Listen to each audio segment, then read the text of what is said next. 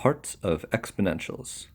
This video's guest of honor will be a Viking with a lantern and some swords. Oh, he fell down.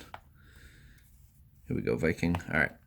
The 2014 winner of the Boston Marathon runs as many as 120 miles per week.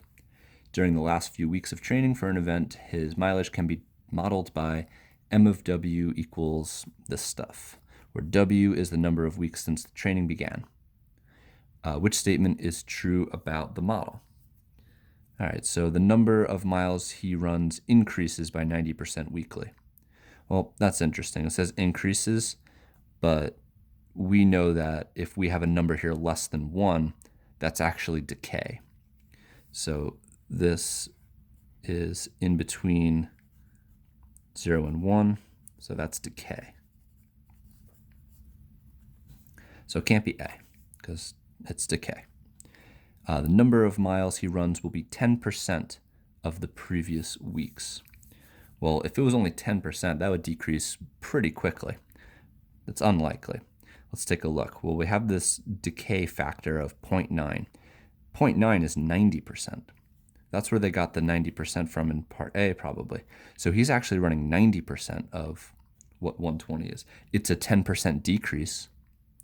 So if we were to calculate this, we would see it as a 10% decrease, but he's actually running 90%. So it can't be B. M of W is the total mileage run in a given week. Well, that's absolutely correct. Right? The mileage can be modeled by M of W, where W is weeks. Right? That's what they're saying in a given week. W is in terms of weeks. So the mileage he runs in a given week is represented by this. So C is correct. D says that W is the number of weeks until the marathon. That's not true because it says right here, W is the number of weeks since training began. So it can't be D. All right, so C is our result. Number 2, V of t is equal to 235 times 1.023 to the t, and it represents the value V of t of a baseball card t years after purchase. What is the yearly rate of appreciation? Well, we know appreciation means to increase in value, and that's consistent here because this number is bigger than 1. 1.023 is greater than 1. But we need to find the rate. So if it's appreciation, and this is growth, we know we're going to do B is equal to 1 plus R, as opposed to decay where it would be 1 minus R. So here we have our B value, and we're going to do 1.023 is equal to 1 plus R. We can subtract 1 from both sides, and we'll get 0.023, and that's equal to R. Cool, so we solved for the rate. We got this. Mostly, we're looking for a percentage here. So if I were to take this decimal and slide it over 2 places, that would give me the percentage, 2.3%. So every year, this baseball card is going to go up by 2.3%. Pretty cool, right? It's pretty expensive to start out with. This is the initial value, 235.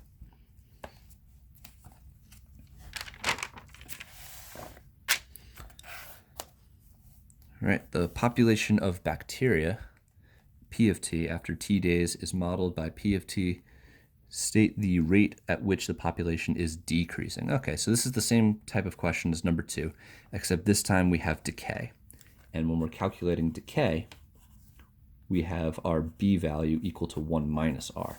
Here's B, 0.92. And we notice that 0.92 is a number that's in between 0 and 1.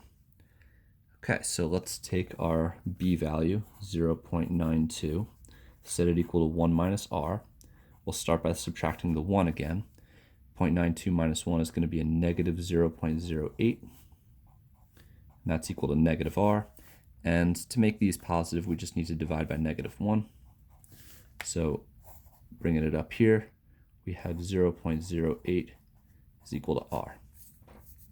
Again, we can represent this as a percentage by moving the decimal places 2 units to the right, and we'll get 8%.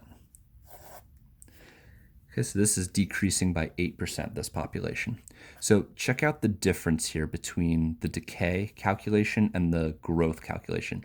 In the decay calculation, the percentage is much different than what the factor was, which is not true about what we saw here. We saw 1.023, and at the end it was 2.3. So this is very telltale, whereas the decay is not so much.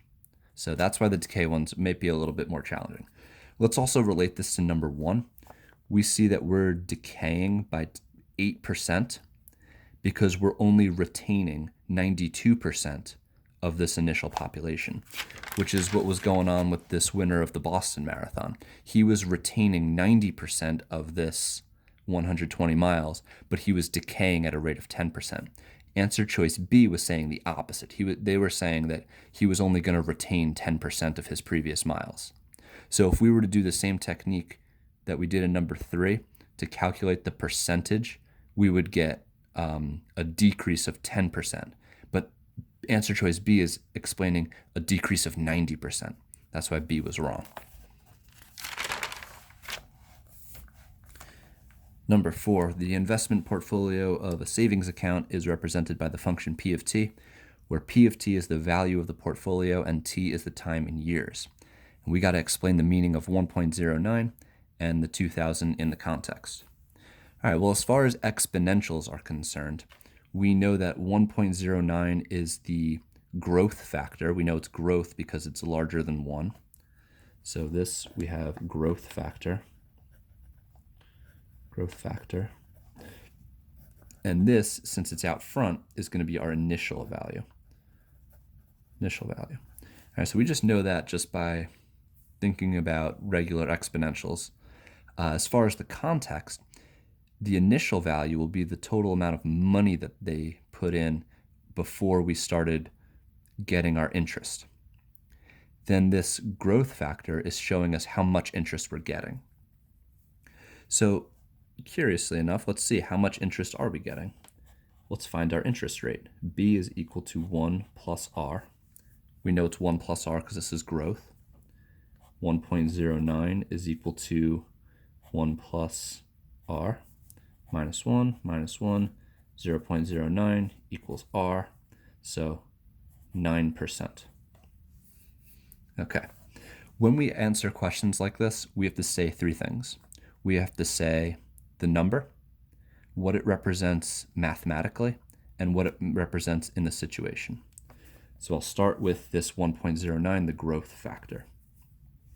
This is also a very typical question with a linear relationship too, where you'll explain the difference in context of the slope and the y-intercept. But here it's exponential, so let's say the growth factor 1.09 represents an increase of 9% each year. Okay, so we calculated our percentage off to the side, and we know, okay, this growth rate is telling us we're increasing by 9% every year. All right, the other one, the initial value, the 2000, that's how much they invested. All right, so this is an investment portfolio. So this person went to the investment people and was like, here's $2,000. Let's make some investments. And the returns on those investments are the growth factor, which is 9%, or the growth rate, which is 9%. Okay, so we'll say the initial value, 2,000, is the amount invested at the start. You could say the amount invested initially, but I like to avoid being repetitive.